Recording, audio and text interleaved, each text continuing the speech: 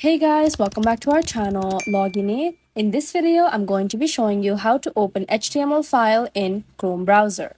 To do so, firstly, you'll have to go to your file explorer. Here, in my case, my file explorer is on the bottom of my screen, right next to the Google Chrome icon. You may just click on that. Now here, you'll have to click where your HTML file is. Mine is in captures, so I will be clicking on the captures option. Then here you can see my HTML file. Now, to open this in Google Chrome, you'll have to click on it. Then you'll have to left click on this and then a bar opens up. On the second, you can see the open with option.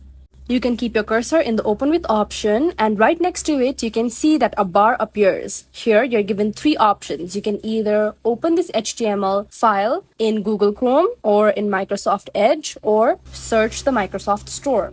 Now, to open this HTML file in Google Chrome, you'll have to click on the Google Chrome option. Once you click on that, here you can see that your HTML file has been opened in your Google Chrome. This is how you can easily open HTML file in Chrome browser. If you find this video helpful, kindly like, share, and subscribe, and do not forget to leave a comment down below. Thanks for watching.